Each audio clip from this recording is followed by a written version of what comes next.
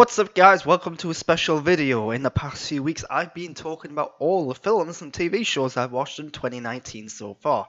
So this week it's all about video games. These are all the video games I've played in 2019 so far.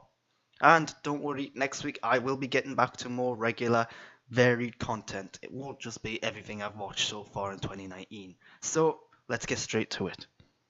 Assassin's Creed Odyssey. So Assassin's Creed Odyssey came out last year, got really good reviews, and all its reviews made me really anticipate for it. I didn't play it when it came out though, because I had Red Dead Redemption 2 to play. So I came to this a little later than everyone else, once all the patches and DLC were starting to come out, and the game just never really clicked with me.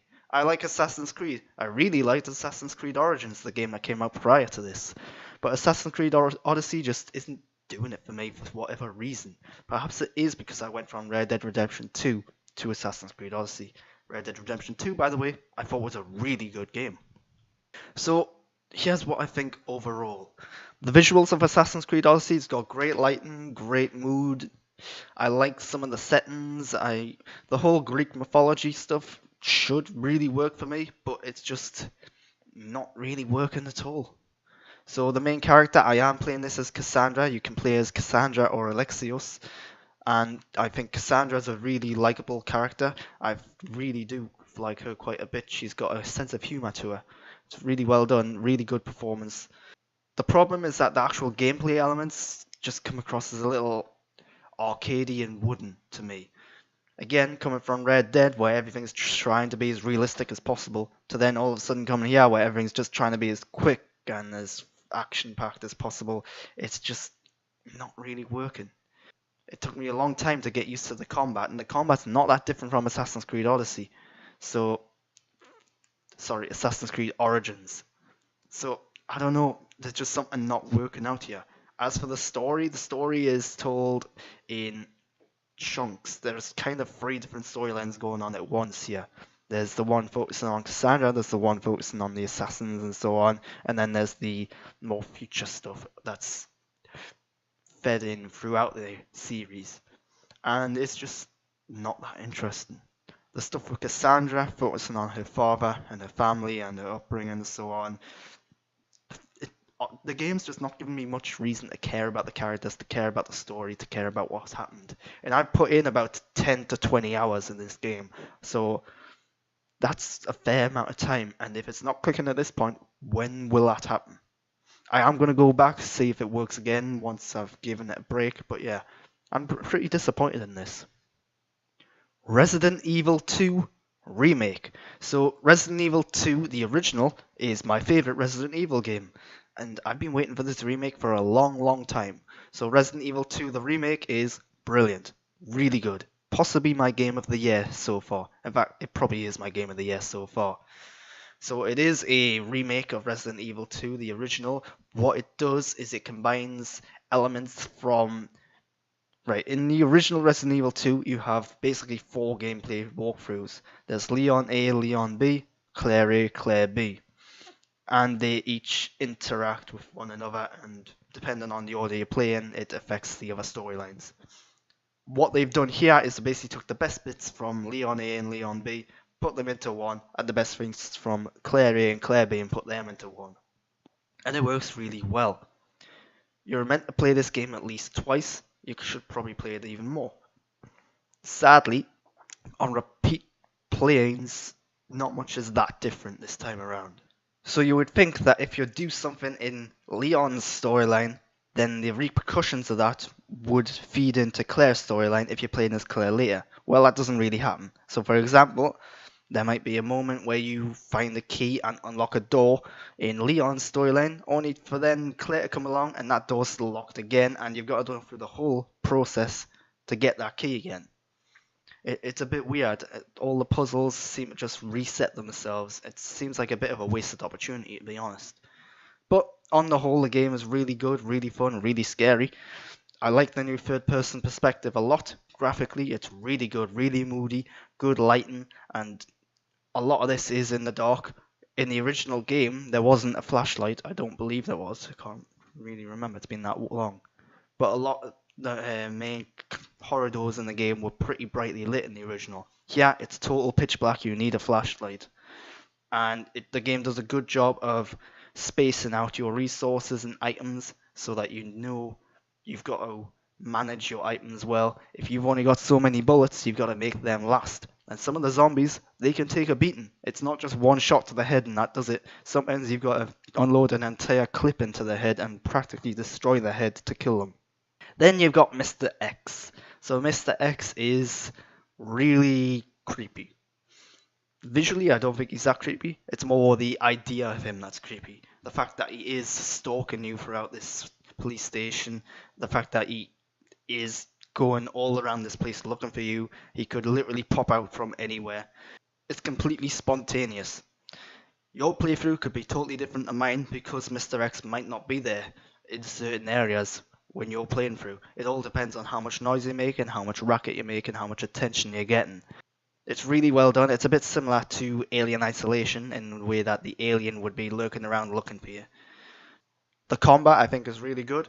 It is a more traditional third-person shooter now. The tank controls are gone. It feels really good just to look over the shoulder and shoot them in the head, although you never feel too powerful, even when you're using more powerful weapons like a shotgun or like a grenade launcher later on and stuff like that. So it really does a good job of making you feel powerful enough that you can get through it, but not too powerful that it's going to be easy. As for the story, I think this is one of the best Resident Evil stories. You do have to play the game twice to get the full story beats. And again, there are certain elements where it's... So for example, one character might feature in Leon's story and then die in Leon's story, only to then reappear in Claire's story and die in a different way in Claire's story. It's a little odd. Again, it feels a bit like a wasted opportunity. But yeah, Resident Evil 2 Remake, great game, one of my best games of the year. If you like horrors, if you like zombie games, this is a must-buy, plain and simple. Thronebreaker, The Witcher Tales. So this is the spin-off to the Witcher franchise made by CD Projekt Red. So this, I believe, is set before The Witcher 2. It has to be because there's a character who's constantly mentioned in this game who, spoilers for the very opening of The Witcher 2, he dies in the opening of The Witcher 2. So this is a game based on the card game Gwent. Now, you're probably thinking, right, so you're just playing cards? No. One of the things I was really surprised at is that this is essentially a fully fledged, almost open world RPG. You're playing as Meve, the queen of Livia and Rivia, or it might just be Livia. The whole storyline is that the Nilfgaardians are going up north, they're trying to take over, and you're just fighting back. It's a war story. The story is actually the best part about it. I would say it's a little too long. It took me probably about 50 hours to complete, which is really long. It does drag on in the middle, I would say. There's elements of the story that don't need to be there, but it starts off well. There's a great twist, at the beginning, and I think it ends well as well. You do get to make choices. It is an RPG. Some of the choices really tough, and they do feed into the ending. There are multiple endings.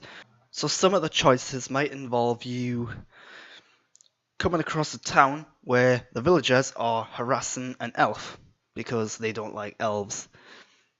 Your choice might be to step in and help the elf, or it could be to step in and help the villagers. Now, the choice does have repercussions though. On one hand, yes, you come across as good and nice by helping the elf, but by helping the elf, you could be lowering the morale of your forces and your soldiers because they are racist and xenophobic. There's a lot of story elements like this getting in there, really putting the hard choice in your hands because, yes, you can be all goody two-shoes and nice, but at the end of the day, you have to fight this war, and if your soldiers aren't backing you up, you're going to have a harder time doing it. So it really makes you think and makes these choices matter. And you might be thinking, right, so this is card games, so all you're doing in terms of actual gameplay is playing cards, that's all the combat is. Well, yes and no. They've changed the rules of Gwent from The Witcher 3, so it's not exactly what you played in The Witcher 3. It's a little different. There are new cards, of course, new powers and abilities. There's only 2 rows on each side now rather than 3 on each side. One of the things they've done is there are now rounds in which you have so many moves you can make in a round. In The Witcher 3, you could do however moves you wanted per round. Now they've really put a limit on that. There are now also puzzle elements in there, so some of the card battles might not be just get the highest number and beat your opponent. It could be, right, you've got to move this particular card from the left-hand side of the board to the right-hand side, or you've got to defeat all your enemies without losing any of your forces. So it's really smart. It makes you think. There's a lot of tactical stuff in there. Some of them are really challenging as well. But the point I'm making here is it's not just the typical Gwent game. There's a lot of variety in there as well. Some surprising variety. But towards the end of the game, I will say that you just seem to get an onslaught of random battles and card games and puzzles. It just seems like it's throwing everything at you because it doesn't have the typical boss fights. Although there are kind of boss encounters in the game, kind of. But again, they do play out in the card games. And of course, they do have the typical Gwent battles with one side versus the other. But the problem with the game is that it really is just too long. That, like I said, 40 to 50 hours is my playthrough, and it dragged a bit. If you're a big fan of The Witcher, though, I would say you definitely have to pick it up, because it does tell a very interesting story in that universe. Tetris 99. So Tetris 99 kind of came out of nowhere. It's a Tetris Battle Royale. So how does that work? Well, if you've got Nintendo Switch Online, you instantly get Tetris 99. And it's without a doubt one of the games of the year. So fun, so addictive, really fast-paced Tetris. Because you're playing against 98 other players. If you haven't played Tetris, it's basically you've got a grid block. Blocks come down, you've got to position them up. You need to make lines to get rid of them. If your lines all build up to the top, you lose. So last person in there playing wins, basically. You can direct your attacks to other players. There are a lot of little tactics and techniques you can do. You can target different areas, different players. It's really smart, really fast-paced, really fun. I've yet to actually win a game. The closest I've came is in third place. I've came in third place twice now. As the game progresses, once you get to about halfway through, it increases speed and it becomes really challenging. Towards the end, it's really tough because the blocks aren't no. The blocks start off lowering just gradually. Then halfway through, as the speed it just comes a bit quicker. Then towards the end, they're literally going bang, like just dropping instantly. So it becomes really challenging towards the end. Yeah, I'm not good at Tetris, but I do like the game. It's really good fun. One of the games of the year, and it works as a battle royale. I didn't think that would be possible. So what else could we get as a battle royale game? I don't know, but we'll see. Tetris 99, surprisingly good. The Legend of Zelda: Breath of the Wild. So I've never been much of a Zelda guy. When it comes to Nintendo properties, I've kind of came into it a bit late. I never grew up on Nintendo. My first Nintendo console was the GameCube, but I just never really used it. Now that I've got the Switch, I'm trying out a bunch of different things, and I've finally gotten around to The Legend of Zelda: Breath of the Wild, what is now often considered to be the greatest game of all time. And I don't get it. Yeah, I just don't see why this game's so good. I think the controls are cumbersome and awkward. The story is just not that interesting at all. The characters are a bit bland. The RPG elements are there. The actual getting equipment and items and interacting with the world is great. But I do think the world is a bit barren, a bit bare bones and empty. Not that interesting. All I've seen is mountains and grassy fields and so on, and it's just, yeah. I feel like once I've seen one part of the map, I've seen another. I've played quite a bit of the game now. I will say I'd like the puzzle rooms. I think they are quite smart, although some of them do require you to come later because they require certain upgrades and abilities that you don't have yet. So that's a bit annoying. Why present them in these areas if you don't even have the ability to actually do anything with them? It's a bit frustrating. The combat is fine for the most part, but again, some of the controls are iffy. The horse riding, I just can't get my head around the horse riding. It's just weird how the horse riding, you can change some of the controls here and there to make it a bit easier for you, but The horse riding, trying to direct the horse is just a nightmare. Maybe I've just got to get my link with the horse a bit stronger. I don't know, but the horse just never seems to be doing what I want it to do, and it's annoying. But I do kind of see what people like about this game. I do think it's quite smart, the fact that you can basically go around the world, do whatever you want, climb whatever you want, how you can essentially just pull out an axe, chop down a tree, and then make a bridge out of it is really quite smart. Not many games, if any, do that sort of thing. So I do like that side of things. But yeah, when I want a story-driven RPG, I expect the story and the characters to be just a little bit more engaging than this. And maybe it is because this is my essentially my first foray into Zelda, and I just don't really know the characters that well. Maybe if I did have the whole backstory of them and the long history of the games, I'd be appreciating it a bit more. I don't know. Mario plus Rabbids Kingdom Battle. So Mario plus Rabbids Kingdom Battle is a turn-based strategy game mixing up the Mario and the Rabbids franchises. So I really quite liked this game. It was really good fun. And then it just kept going on and on and on. There's a lot of game in here, a lot of different things you can do. There's the main campaign, then you've got the challenges, then there's the DLC. I did do all of it, but by the end I got pretty tired by it. Some of the challenges do get tough. I would recommend you do the challenges after completing the main campaign. So the main campaign, basically I've just kind of said it, the Mario and the Rabbid worlds collide, and you've got to then stop Bowser Jr., who's basically kidnapped the rabbit responsible for it all. There's a lot of humor in here. Some of it works, some of it doesn't, some of it's a bit more annoying. It really kind of depends on what you think of the rabbits. Some people like them, some people hate them. Personally, I'm a little indifferent about it all. But your main character is Mario. You always have to have Mario. Basically, the main gameplay is you going around the maps, then encountering random battles. You have three players on your side. You've got to then either defeat all the enemies, get to a certain point on the map, or escort a character to a certain point on the map. And that's kind of all you're doing over and over again. Now the combat, there are different combat techniques you can do. It is turn-based strategy, so each character has their basic attack, and then you've got a secondary weapon, which can be like a bomb or a grenade or a bazooka or something like that, just to mix it up a little. Then you got your powers, which can be like increasing your health, adding a shield, and stuff like that. So there is some variety in there, but because there's that much game in this, the campaign, if you just do the campaign, it's probably a perfect length, perfect gameplay wise. But to do the challenges as well and to then do the DLC, it just becomes a bit repetitive. And yes, there are multiple characters in here. You've got Mario, Peach, Luigi, and Yoshi in there, along with rabbit variations of them all. The problem is the rabbits are essentially just random rabbits that look like the Mario characters. So you kind of just want to play as the Mario characters, really. Yeah, some of the rabbit characters have interesting powers and abilities, but at the end of the day, you've just got no reason to care about them. I do think there are some cool boss fights in there, particularly one involving a operatic take on Mario, where the rabbit is singing a song. That's pretty cool and funny. But yeah, the core actual gameplay of this is really fun, really engaging.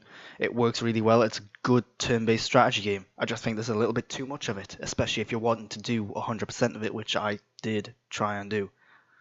Sticking with Mario, Super Mario Bros. So again, not a Nintendo guy. I missed out on the early Nintendo stuff. So I've got Nintendo Switch Online, which means I get access to the NES library.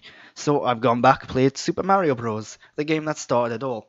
And it's a damn good game. So side-scrolling, jumping over obstacles, getting little perks hidden in little blocks, jumping on enemies to defeat them, and basically going from left to right trying to get through the level as quick as you can before time expires. Simple gameplay, very fun, very addictive. One of the things I didn't realize about this game is how hard it is. It's a damn hard game. And yeah, I'm so glad you've got save states in here. Yes, it's kind of cheating. I'll admit that. I'm kind of cheating my way through the game. But otherwise, I'd never get through this game. It would be too frustrating for me. I like a good platformer, but I don't like ones that are really, really challenging. So Super Mario Bros. Really good game. I can see why people appreciate it so much. And yeah, it's just really tough. Here's another Tetris game, Tetris Effect. So unlike Tetris 99, Tetris Effect is a VR game. You can play it outside of VR as well though, but I would really recommend the VR version. So you're essentially playing Tetris in VR. Simple as that. Why is it so good though? Well, because the immersive experience, the music, the atmosphere, it's unlike anything I've experienced before. It's like being in your own private nightclub where the music's beating all around you. It just kind of hits you in right in the heart, and it works somehow. The music's really good, the sound effects are really good, and you've got the core Tetris game, which is brilliant and fun and addictive. You could literally play this game for hours and hours. Maybe not in VR. Maybe you would have to take the headset off and play in the normal version. But yeah, Tetris Effect, one of the best versions of Tetris I've ever played. And trying to explain how it works is tough because again, it's in VR. Thimbleweed Park. So Thimbleweed Park is a point and click adventure game in the style of the classic 80s and 90s games like Monkey Island. This one clearly taken inspiration from things like Twin Peaks and The X-Files. The story is basically there's been a murder in the town, there's a bunch of other weird stuff going on in the town. You are an FBI agent, two FBI agents who've been sent in to figure out what's going on. One of them seems to have a mission of their own. So the story, I don't think is that good. I think the story and the characters are just a little bland. The best way I can describe this whole game is try hard. The game is trying so hard to be funny, trying so hard to do something different and be unique and interesting, while also paying a homage to what came before. The problem is that it never quite just gets to what it wants. A lot of the humor doesn't really work. It doesn't land very well. The characters are more annoying than funny. The actual look of the game, I like the look of the game, although some of the environments are just buildings. If I say, oh, here's a hotel, you've got a probably good idea what it looks like. Or if I say, here's a supermarket shop, well, here's a supermarket shop. There's not a lot of really good standout environments and locations. There is a circus, and some of the more personal areas, like a caravan, which one of the characters lives in, is a bit more engaging, but yeah, disappointing, especially when this is paying homage to games like Monkey Island, where it has got this really cool, interesting world, and this is just not doing that for me. There's also the fact that the central storyline just isn't that interesting. Yes, you've got this murder, you've got this backstory where there's a bunch of stuff about a fire in a pillow factory, and you've got this rich family who's got a history with this town. Then there's a clown who's seems to be cursed and can't remove his makeup. In fact, the clown, Ransom the Clown, is the best thing about the game. He's a really funny character. He's a clown who basically insults people, and what really works about him is that he's the funniest character in the game, primarily because every other word he says is a swear word, and it's beeped out. So he's constantly talking, and then all of a sudden, beep, beep, beep. It's really just well done, and it's maybe a little overused at times, but it's there, it's funny. So this is point and click game. If you've never played a point and click game, this is essentially you point at something, you click, and then your character goes and does it. It's very simple stuff. You've got all the instructions at the bottom, and then you've got your items on the other side. The problem is that the controls are a little cumbersome. I'm playing it on the Switch. You do get the touchscreen elements in there, which do make it a little better. But I feel like they missed an opportunity here.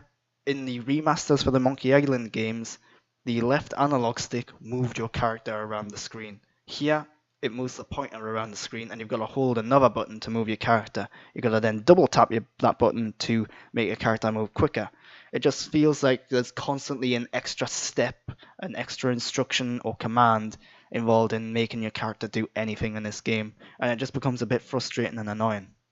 So for example, if I had a character on this side of the screen and I wanted them to open a door on this side of the screen, I've got to move the left analog stick to that side of the screen. But then you've got to suddenly remember you've actually got to get the command, which is in the bottom of the screen. So you move the left analog stick back here, click the command, move it back over there, click the item, and then you'll walk over to it.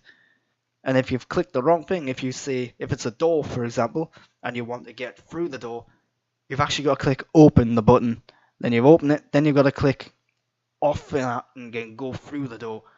Opening the door and going through the door, different things. So it's really just an added element that's just frustrating and annoying. But yeah, the game, not bad. If you really like point and click adventures, it's probably a decent one. But it doesn't live up to the likes of Monkey Island, which I really liked. The Walking Dead, the final season. So, The Walking Dead, the final season ends Clementine's story. I'm not going to go into spoilers, but I do think this is one of the better seasons. It's definitely better than the last season. So, here's what I think of The Walking Dead as a whole. Season 1, really good. Brilliant season 1. Season 2, good. Then season 3, just okay. This one is a bit better than season 3. It's only 4 episodes this time around. You are Clementine for the most part. Not yeah, Clementine for the most part. You've also got AJ, who was born in season 2, who is now a little older. They have aged up the characters a bit. You're now living in this world and you are essentially a parent figure to AJ. It's a bit like season 1, only now Clementine is the parent figure rather than Lee. So you come across this school for troubled children who, and guess what? Some of the troubled children survive, which makes things really tough and awkward at times because these children have attitudes, they have problems, they aren't normal children in a sense, if that's the right way to phrase it. I don't think it is, but I'm using that phrase anyway. And of course, there's another group out there. So I think there are good twists and turns. There's always been good twists and turns in these Walking Dead games. There are some really good emotional elements. And one of the things this season does is it adds a third person perspective mode. In the past, there were always the conversation elements and the actual quick time event elements, but then there were these more quiet and subdue elements where you could walk around the environment, interacting with various things before doing your objective. Here it goes full first person. There's combat in these perspectives, and you've got the typical explore the environment stuff. So the problem is the first person perspective is really slow in this game. This game, the engine of this game, probably not designed to be a first person game. Third person game, sorry. So it's really slow, really cumbersome. It does nothing but slow things down. So what should be like a 1.5 to 2 hour game, because depending on how much third person experience is in that particular episode, it just drags it on. That being said, when it comes to the combat, it does make the combat a bit more engaging, I suppose. But it's just unnecessary. It doesn't need to be there. There are collectibles this time around. You can decorate your room. But you've got your own room which you can decorate with various objects and ornaments. Like usually it's like skulls and plants and stuff like that. Let's talk about the finale though. How does this season end? Again, I'm not going into spoilers, you don't have to worry about that. But the ending is mixed. It does get into the emotional areas, it does try to tug on your heartstrings the same way that season 1 does, but it just doesn't quite get there. There are some things about the ending that don't quite make sense. Of course, this is all based on choices, so your ending might be a little different from what my ending was. So there are certain things that this series and what other Walking Dead series has established. And it seems like this finale is going against some of that stuff. I can't go into details because I don't want to spoil it. But I'm happy with what happens to the characters right at the end. I'm just not quite happy with how it happens. So yeah, I'm trying to be very elusive, trying to avoid spoilers, and it's tough. Overall, I think this is one of the better seasons of The Walking Dead. It very well could be the last one. Telltale Games is no more, but Skybound does have the rights back to it, I think. But I don't know if they're going to be interested in making any more. This does wrap up Clem's storyline. It was the right time as well, because the quality of the game, while it is one of the better seasons, it just pales in comparison to season 1. I don't think anything can live up to season 1. So yeah, that's The Walking Dead, the final season. Final game, Hitman 2. So I played Hitman 2 when it first came out last year, and I reviewed it for powerdown.com. That's PWRDOWN.com. So you can check out my review there. My review was a bit mixed. I didn't like the campaign or the story. I felt that was a bit rushed. The story isn't very interesting, it's not very good, but the actual gameplay, the core gameplay is there. It works really well. One of my criticisms of the game at the time was that it comes across more as an expansion on the first season rather than as a fully fledged sequel. And basically, with not much else to play, I've been going back, playing different elements of it, and I've gotten a much better appreciation of the game. Now that I've explored the environments a bit more and gotten some of the more challenging elements of it done and gotten used to some of the environments and locations, I really do appreciate this game more than I did when I originally reviewed it. So I could probably go back and change that. Or I should probably go back and change my review. Hitman 2, great game. No doubt about that. A lot of new content constantly being added to it, so I'm constantly going back to it and playing it. It's just a good game to pick up and just play like an hour of and then call it a day. So basically, what is this game if you don't know? You are Agent 47, a hitman or an assassin, whatever you want to call it. And each level is a different location and environment. You've got a different target who you've got to kill. Sometimes, well, most of the time, there's normally 2 or 3 targets you got to kill, and there might be like an additional objective, like get this bit of information. So you go around these environments. You need to find disguises to get through certain areas because there's security and so on. Really smart stuff in there. The game does have a sense of humor. So, for example, you can pick up some really odd outfits and blend in there. So if, for example, one on the racetrack, there's a mascot of a flamingo, you can totally dress up as a flamingo if you want. But yeah, really fun. It's a stealth game, but really it's a puzzle game disguised as a stealth game because you are trying to work out where you can go, how to get there, work your way around lots of different hidden areas. The environments are really quite good and interesting, particularly the Miami one. There's tons of variety, lots of different options. This game really wants you to play it multiple times, and I encourage you to do that, like I have been doing. Because the more you play it, the more you'll figure out about the level, the more you'll appreciate about that level. There are tons of secrets in there. I've not even scratched the surface of the amount of content in here. You've also got multiplayer stuff in there, there's sniper challenge mode in there, heaps and heaps of content. I could literally be playing this game for the next couple of years, but I don't think I will. So, thanks for watching this video. That's all the video games I've played this year in anticipation of Days Gone coming out in a couple of weeks. So, if you've liked this video, subscribe to my channel, comment down below, let me know what you've been playing, and leave any feedback you want. What sort of content do you want me to produce? Follow me Twitter and Instagram at @the_Grant_Burton, and subscribe to my channel like I said. Until next time though, next time I will be getting back to more varied content. It won't just be what I've been playing, what I've been watching. It'll be a little different, and I'm producing something which you should probably keep an eye out. So yeah, just keep an eye on my channel. Watch some of my other content. Until next time, thanks for watching.